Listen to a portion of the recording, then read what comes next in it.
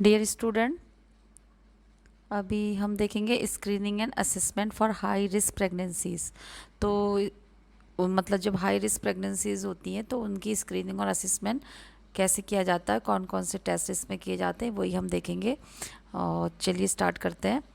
तो देखिए, जो पहले इंट्रोडक्शन थोड़ा देख लेते हैं। तो क्या होता है कि जो प्रेगनेंसी होती है उसमें क्या होता है, many complication can occur during pregnancy. जब प्रेगनेंसी कंसीव होती है, मदर कोई प्रेगनेंसी कंसीव करती है, तो क्या होता है कि बहुत सारे उसमें कॉम्प्लिकेशन हो सकते हैं। ठीक है। अब जिससे क्या होता है, and affect the health of mother and fetus, यानी कि मदर और फीटस दोनों की हेल्थ क्या हो सकती है, उससे अफेक्ट हो सकती है, एज वेल एज आउटकम। और साथ में उसका जो आउटकम है, जो रिजल्ट है, वो भी अफेक्टेड हो सकता है। यानी कि जैसा हेल्दी रिजल्ट चाहते हैं ना मदर, 9 मंथ अगर वो प्रेगनेंसी को उसने रखा है तो वो चाहेगी कि मुझे हेल्दी बेबी मिले लास्ट में, लेकिन ऐसा नहीं होता है कभी कभी। तो ये नेगेटिव आउटकम भी मिल सकता है। तो ये जो कॉम्प्लिकेशन होते हैं, ये क्या करती है, मदर और फीटस को अफेक्टेड कर सकते हैं, इसका जो होता है। और मतलब जो ये इसका जो रिजल्ट होता है कॉम्प्लिकेशन का, उससे आउटकम भी सही नहीं आएगा और मदर फीटस की हेल्थ भी अफेक्टेड होगी। ठीक है। तो जो इसमें क्या होता है कि जो हेमरेज होता है इज़ द फर्स्ट 10 कॉजेज़। जो भी ये कॉम्प्लिकेशन है, इसमें जो फर्स्ट 10 कॉज है उसमें हेमरेज भी एक ऐसा कॉज है। ठीक है। जो कि क्या करता है कि मैटरनल मोर्टेलिटी एंड मॉर्बिडिटी को कारण बनता है। यानी कि मदर की मोर्टेलिटी जो होती है वो डेथ रेट होती है, और मॉर्बिडिटी रेट जो होती है वो उसकी डिजीज़ कंडीशन होती है ना।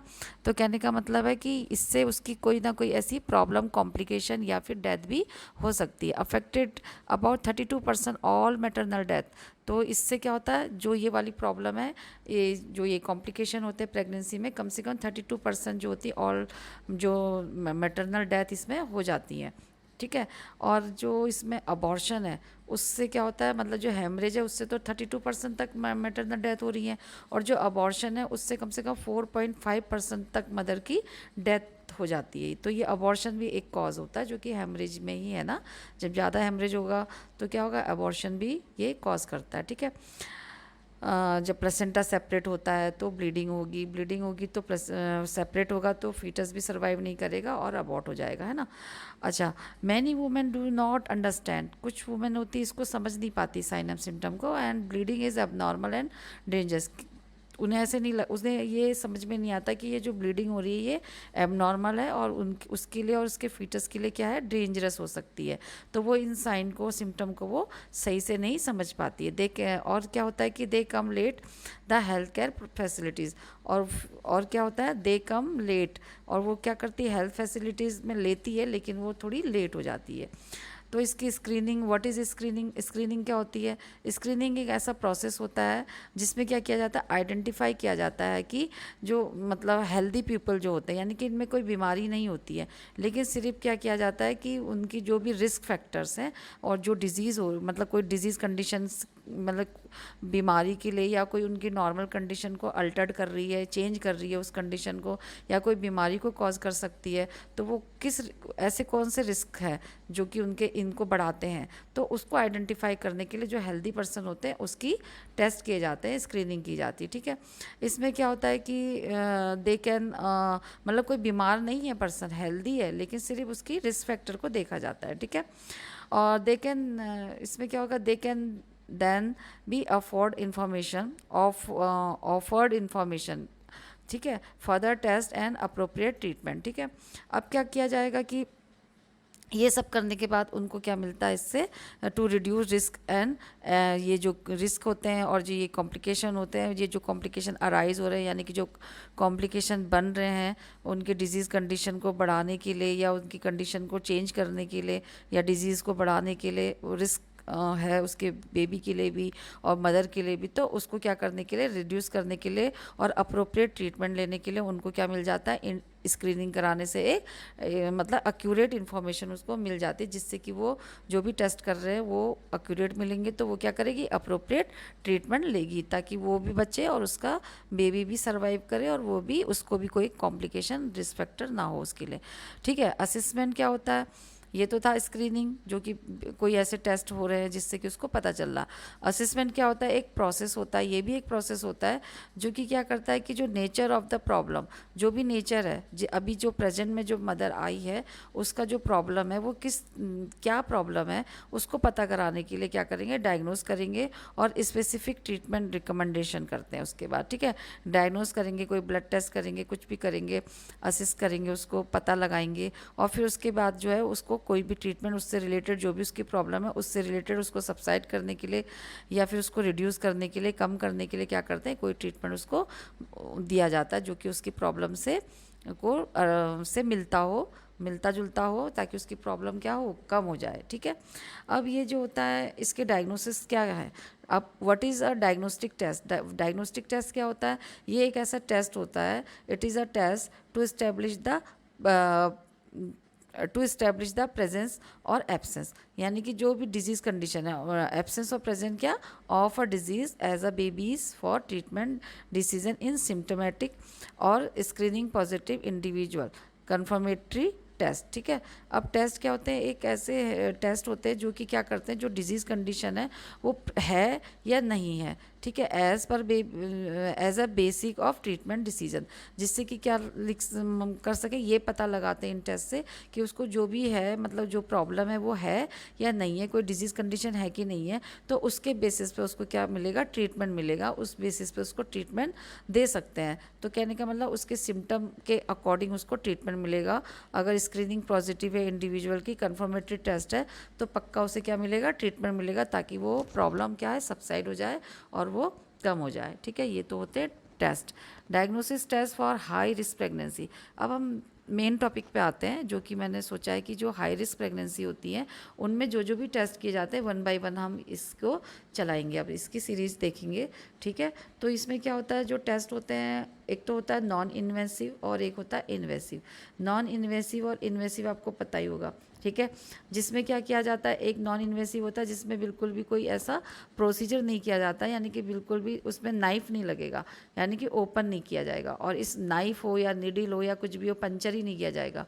और इन्वेसिव में क्या होता है, उसमें पंचर किया जाएगा, चाहे वो किसी भी तरीके से हो, तो ये होता है। ठीक है, अब इसमें क्या होगा कि जो फिटल अल्ट्रासाउंड हो सकता है, कार्डियोग्राफी होती है, और नॉन स्ट्रेस टेस्ट ये नॉन इन्वेसिव में आएगा। ठीक है, और जो इन्वेसिव होता है, ये जो होता है, ये इसमें कुछ ना कुछ इस तरीके के डिवाइसेस यूज़ करे जाते हैं, जो कि निडिल हो, चाहे कोई भी सैम्पलिंग लेने के लिए कुछ भी नाइफ हो, नाइफ तो नहीं करेंगे, मतलब निडिल वगैरह से पंचर जरूर करेंगे।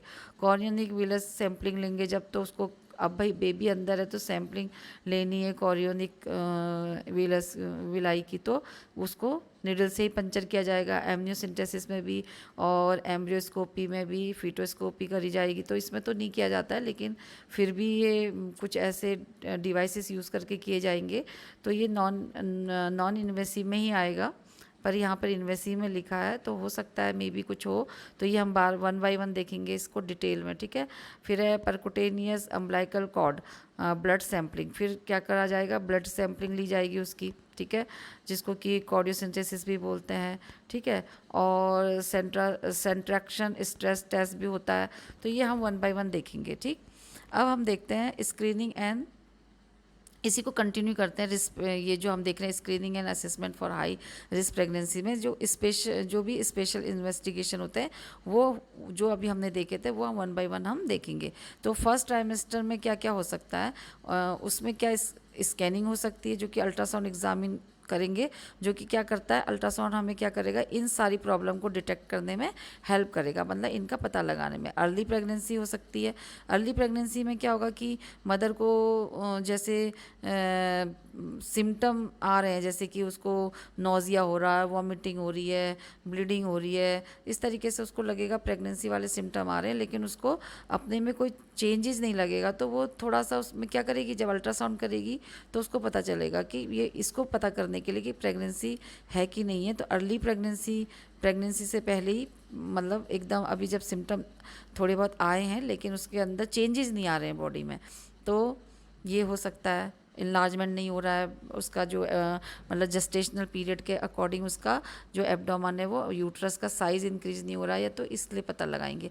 एक्यूरेट और क्या करेंगे, एक्यूरेट डेटिंग करेंगे, नंबर ऑफ़ फीटस देखेंगे, यानी कि एक्यूरेट डेट जब कोई मदर एलएमपी वगैरह भूल जाती है तो पता लगाने के लिए, ईडीडी का पता लगाने के लिए कि कब तक बेबी को भी कितना टाइम हुआ है, ये नंबर ऑफ़ फीटस कितने हैं, ट्विंस हैं या सिंगल है, ग्रॉस फीटल एनोमलीज़ है, यानी कि बेबी में कुछ मल्टीपल मतलब कुछ एबनॉर्मलिटीज़ हैं, कंजेनाइटल एबनॉर्मलिटीज़ को पता लगाने के लिए, या फिर एनी यूट्राइन और जो कि एडनेक्सल पैथोलॉजी है उसका पता लगाने के लिए ये किया जाता है। ठीक है, यूट्राइन मतलब यूट्रस के अंदर कोई प्रॉब्लम है, और एडनेक्सल पैथोलॉजी मतलब कि कोई ट्यूमर वगैरह है लेकिन मदर को लगता है कि कोई उसको प्रेगनेंसी तो नहीं कंसीव है, तो ये अच्छी से उसका पता लग जाएगा कि यूट्रस का साइज़ क्यों इनलार्ज हो रहा, प्रेगनेंसी है या फिर कोई फाइब्रॉइड या कुछ ट्यूमर वगैरह है। ठीक है, जो कि नॉन कैंसरस है लेकिन बाद में कैंसरस भी हो जाते हैं। अब इसमें क्या होता है, सेकेंड ट्राइमेस्टर में भी स्कैनिंग होती है जो कि क्या करते हैं, हेल्प करते हैं हमको ये सारी डिटेक्ट करने में। ठीक है, इसमें क्या होता है, जो फीटल एनोमली जो सेकेंड ट्राइमेस्टर होगा उसमें फीटल की एनाटमी पता चल जाएगी, और स्ट्रक्चर एबनॉर्मलिटी कुछ है तो वो भी पता चल जाएगी, और इसके साथ साथ जो उसकी कार्डियक एक्टिविटी होती है वो भी पता चल जाएगी, तो उसका भी फाइंड आउट इससे डिटेल में मिल जाता है। और प्लेसेंटल लोकलाइजेशन, यानी कि जो प्लेसेंटा है वो नॉर्मल अपनी जगह पे मतलब सिचुएटेड है, लोकलाइज है, यानी कि वहाँ उसका जो इम्प्लांटेशन है वो कहाँ पे है, अपनी फंडस पे है या फिर वो नियर टू ऑस है, इंटरनल ऑस, या फिर सर्विस को क्लोज किया है, वो सब इससे पता चल जाएगा।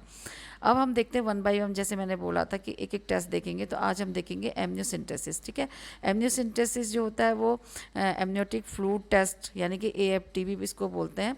ये जो होता है एक मेडिकल प्रोसेस होता है, और ये क्या किया जाता है, यूज़ किया जाता है प्रीनेटल डायग्नोसिस के लिए जो ऑफ क्रोमोसोमल एबनॉर्मलिटीज़, यानी कि क्रोमोसोमल एबनॉर्मलिटीज़ को के डायग्नोस करने के लिए, या फिर फीटल में कोई इन्फेक्शन तो नहीं है, या फिर उसमें कोई सेक्स डिटर्मिनेशन के लिए भी किया जाता है। In which a small amount of amniotic fluid. ठीक है, एमनियोटिक फ्लूइड का जो अमाउंट है उसको भी चेक करने के लिए, और उसमें इसमें क्या किया जाएगा, मतलब ये जो एबनॉर्मलिटीज़ है फीटल, इसमें अमाउंट ऑफ फ्लूइड और जिसके अंदर क्या होते हैं फीटल टिश्यू होते हैं, तो वो फीटल टिश्यू होंगे उसमें एमनियोटिक फ्लूइड में, और is sample from the amniotic sac, जिसको कि क्या किया जाता है, एमनियोटिक सैक से उसका सैंपल लिया जाता है, जो कि सराउंडिंग डेवलपिंग फीटस, जो कि कहाँ होता है, डेवलपिंग फीटस के सराउंडिंग में। अब ये जैसे डेवलपिंग फीटस है, इसके सराउंडिंग में क्या होगा, एमनियोटिक फ्लूइड होगा, जिसको कि क्या किया जाएगा, टेस्ट किया जाएगा, लेने की मतलब टेस्ट किया जाएगा उसको। ठीक है, ताकि ये वाली एबनॉर्मलिटीज़ पता चल जाए उसमें कि कोई इन्फेक्शन है।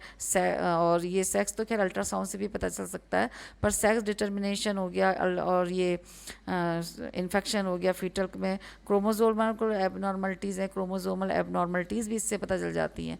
तो कहने का मतलब है एमनियोटिक फ्लूइड टेस्ट इसमें सबसे पहले किया जाता है, मतलब जिसको कि एमनियोटिक फ्लूइड टेस्ट करने को ही एमनियोसिंथेसिस बोलते हैं। ठीक है, अब इसमें क्या किया जाता है कि जो फ्लूइड ले लेते हैं, जो सराउंड द मतलब जिसके जो फ्लूइड के बेबी के चारों ओर जो फ्लूइड होता है उसको एमनियोटिक मतलब इसको जो एमनियोटिक सैक है ये, और सैक के अंदर जो ये है इसको एमनियोटिक फ्लूइड बोलेंगे, जो कि बेबी के चारों तरफ रहता है, इसी को इसमें यूज़ किया जाता है। देन द फीटल, इसमें डीएनए के लिए भी किया जाता है, डीएनए एग्जामिन के लिए, और जेनेटिक एबनॉर्मलिटीज़ के लिए भी ये किया जाता है टेस्ट। ठीक है, इसमें जो ये लिया जा रहा है। ठीक है, और the most common reason to have amniocentesis is to determine whether a baby has certain genetic disorder, mean अगर बेबी में कोई कुछ जेनेटिक डिसऑर्डर है जो कि उसको हेरिडिटी से मिले, उसका भी जो है एमनियोसिंथेसिस से कंफर्मेशन हो जाता है, डिटरमाइन करने के लिए, मतलब उसका पता लगाने के लिए भी ये जो फ्लूइड है वो लिया जाता है। ठीक है, और क्या किया जाता है, जब क्रोमोसोमल एबनॉर्मलिटीज़ बेबी में है जैसे कि डाउन सिंड्रोम वगैरह, इस फ्लूइड के टेस्ट से ये भी पता चल जाता है। ठीक है, एमनियोसिंथेसिस इज़ यूजुअली डन कब किया जाता है, जब women between 14 to 16 week of gestation, जब वुमेन का 14 to 16 वीक का जेस्टेशन पीरियड हो, यानी कि जो उसकी प्रेगनेंसी है वो 14 से 16 वीक की हो, तो उस समय ये एमनियोसिंथेसिस करना सही यही रहेगा, ठीक है। तो ये एक आपके लिए नॉलेज वाली बात है, कभी एंट्रेंस एग्जाम में भी आ जाता है। 14 to 16 वीक याद रख लीजिएगा, एमनियोसिंथेसिस का जो टाइम पीरियड होता है वो ये सुटेबल रहेगा, ठीक है। अब यहाँ पे आप देख लीजिए, मैं आपको एक बार दिखा देती हूँ डायग्राम के थ्रू। ये देखिए, ये यूट्रस है, पूरा ये यूट्रस है, ठीक है, और ये है प्लेसेंटा, ठीक है। अब यहाँ पे ये जो बेबी है, ये इसकी कॉर्ड है, जो कि प्लेसेंटा से क्या मिल रहा है उसको, न्यूट्रिएंट मिल रहा है, जो कि मदर के वॉर्म से यहाँ तक ब्लड के थ्रू जो हो रहा है, यहाँ पे सिंपल डिफ्यूज़न के थ्रू जो हो रहा है उस बेबी को मिल रहा है, ठीक है। ये है एमनियोटिक फ्लूइड, ठीक है, जिसके चारों तरफ जो है बेबी के चारों ओर है, और ये है यूट्रस, ठीक है। और ये जो सिरिंज की लॉन्ग निडल इसमें प्रिक की जाती है, ठीक है। और यहाँ पे क्या डायरेक्टली ऐसे नहीं, ब्लाइंडली नहीं पिक की जाएगी, किस में की जाएगी, with the help of ultrasound, ठीक है। अल्ट्रासाउंड के हेल्प से, मतलब अल्ट्रासाउंड में देखते हुए गाइडलाइन से, उसके गाइड्स के थ्रू जो होती निडल को प्रिक किया जाता है, ताकि बेबी को प्रॉब्लम ना हो, ठीक है। तो ये है इसका एमनियोसिंथेसिस का प्रोसीजर, मतलब जो कि प्रोसीजर है। अब प्रोसीजर देखते हैं before starting the procedure.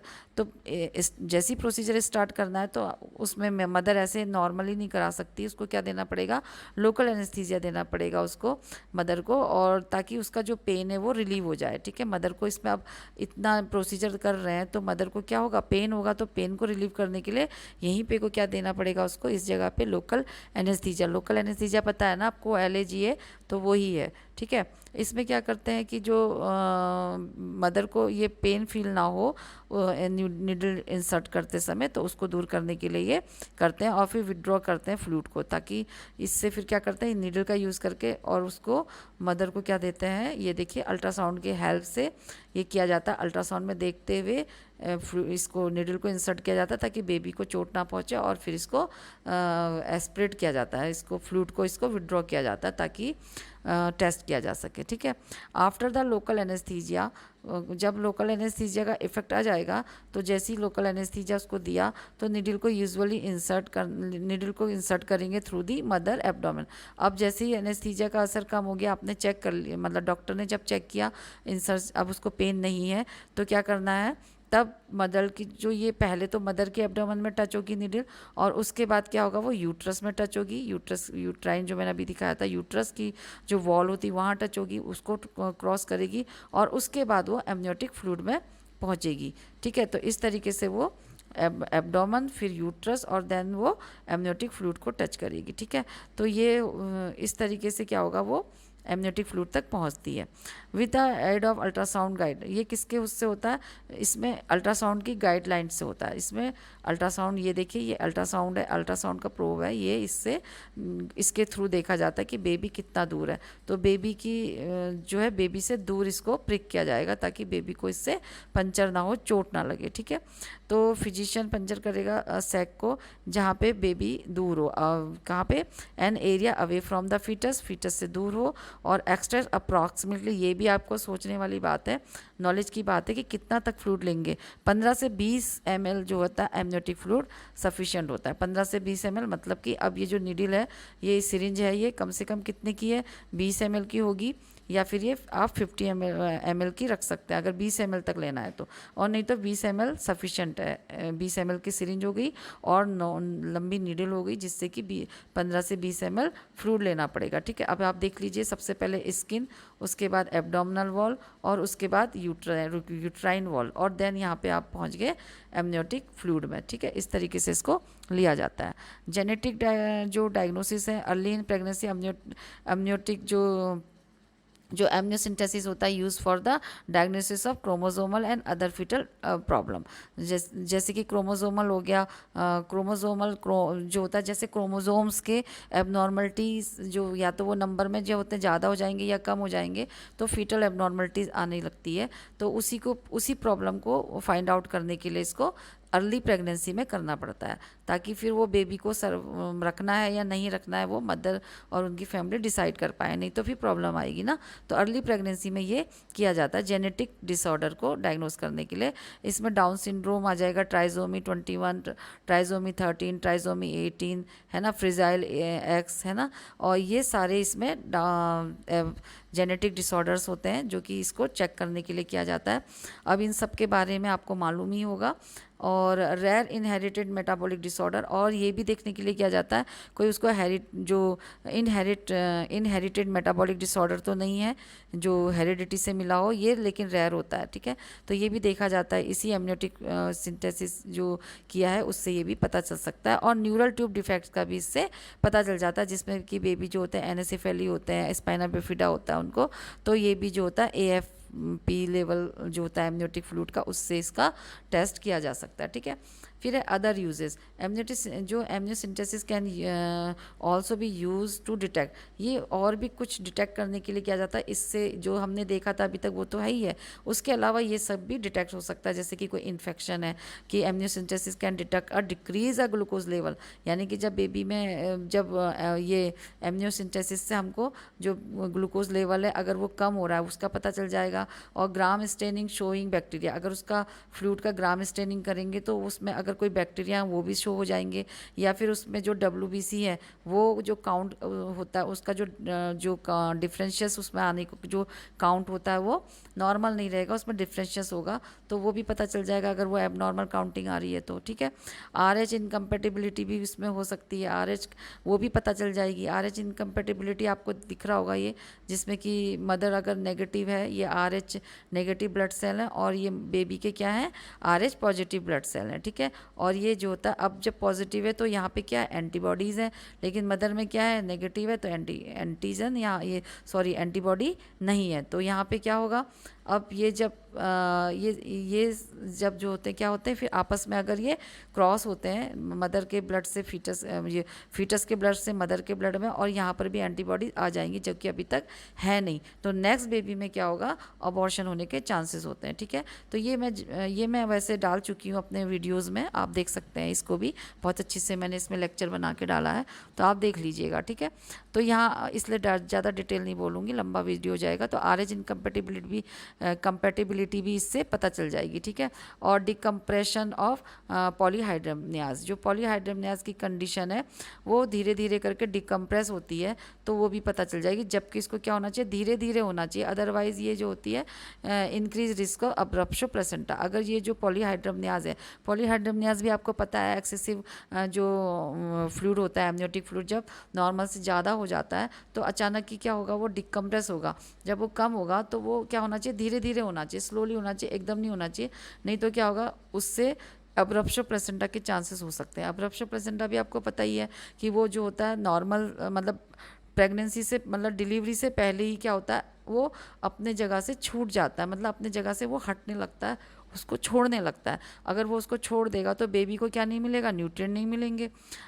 Mother अगर वो ये जैसे यूट्राइन वॉल है ये प्लेसेंटा है, और ये क्या है ये एब्रप्शो प्लेसेंटा कब होगा, जैसे ये अब क्या हो रहा है धीरे धीरे ये इसको जल्दी से छोड़ने लगेगा जबकि अभी डिलीवरी नहीं हुई है, तो पहले प्लेसेंटा सेपरेट हो जाता है। तो जब सेपरेट होता क्या होगा अब यहाँ से मदर को इससे डिफ्यूज़न नहीं हो पाएगा, बेबी को ब्लड नहीं मिल पाएगा मदर से, जिसमें कि क्या है ऑक्सीजन है न्यूट्रिएंट है बेबी को सप्लाई हो रहे हैं, तो बेबी क्या हो सकता है फीटल डिस्ट्रेस में जा सकता है, ऑक्सीजन उसको नहीं मिलेगा, ठीक है।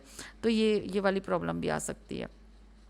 तो ये है एमनियोसिंथेसिस से जो है ये भी पता चल जाएगा कि कहीं ये तो नहीं हो रहा है डिकम्प्रेशन ऑफ पॉलीहाइड्रमनियाज।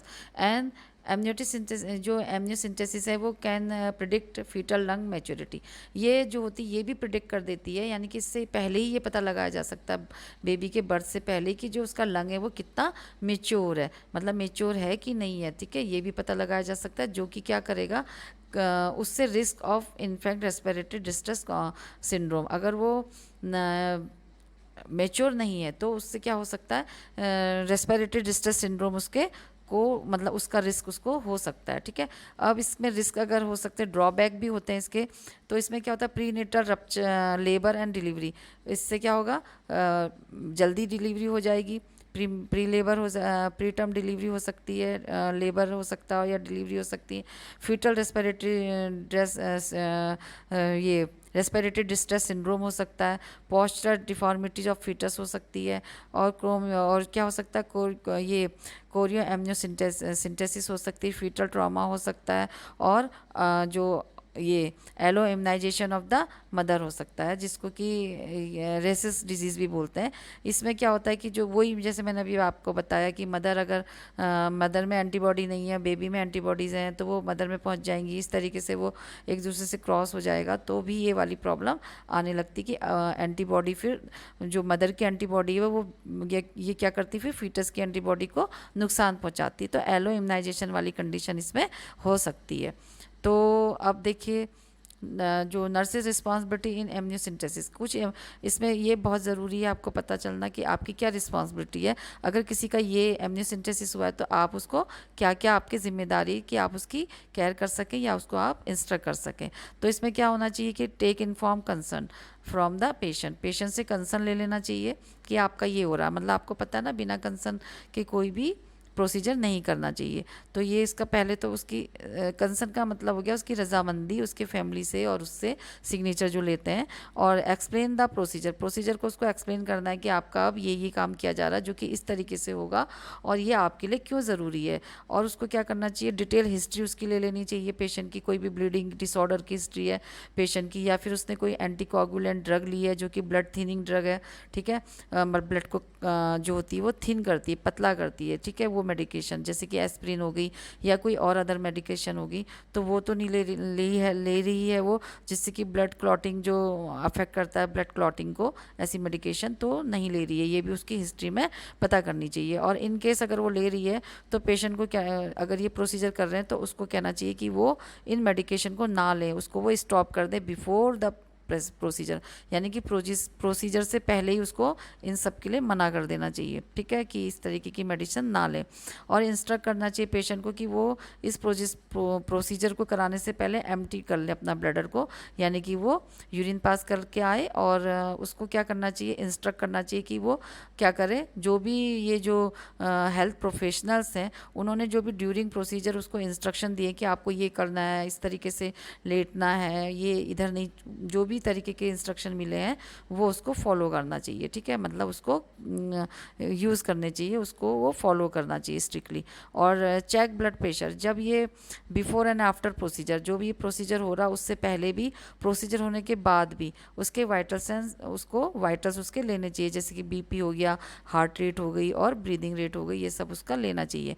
और ये वाला जो भी प्रोसीजर है इसमें पक्का से स्ट्रिक्टली असेप्टिक जो टेक्निक है उसका यूज़ करना चाहिए इस प्रोसीजर में, अदरवाइज़ क्या होगा, इन्फेक्शन बेबी तक पहुंचेगा और बेबी को भी प्रॉब्लम फिर इन्फेक्टेड हो सकता है। इन्फॉर्म द पेशेंट, जो पेशेंट है यानी कि जो मदर है उसको क्या करना चाहिए, रिस्क के लिए बताना चाहिए कि एम्नियोसिंथेसिस जो होती है वो एक क्या क्या उससे रिस्क हो सकते हैं, ये भी उसको बताना चाहिए। पेशेंट तो नहीं कहलाएगी यहाँ पे, ये जो मदर है उसको बताना चाहिए जो इस चीज़ के लिए आई है। और उससे क्या होगा, क्रैम्पिंग हो सकती है, ब्लीडिंग हो सकती है, लीकेज हो सकता है, मतलब ये वाले रिस्क हो सकते हैं उसको कि ऐंठन होगी, ब्लीडिंग हो सकती है और लीकेज, लीकेज का मतलब जो जो ब्लीडिंग तो होनी है, साथ में जो एमनियोटिक फ्लूइड है वो भी लीक हो सकता है। ये जो एमनियोटिक फ्लूइड है उसका लीक हो सकता है कहाँ से, जहाँ से नीडल पंचर की है, तो पंचर करेंगे तो वो नीडल वहाँ से पंचर की है तो वहाँ से फ्लूइड लीक हो सकता है और वजाइना के थ्रू भी लीक हो सकता है। तो उससे क्या होगा, उसको इन्फेक्शन भी, इन्फेक्शन हो सकता है, मिसकैरेज हो सकता है बेबी, और प्रीटर्म जो उसकी डिलीवरी हो सकती है। तो इन सबके जो रिस्क हैं उसको मदर को ये भी बताना चाहिए।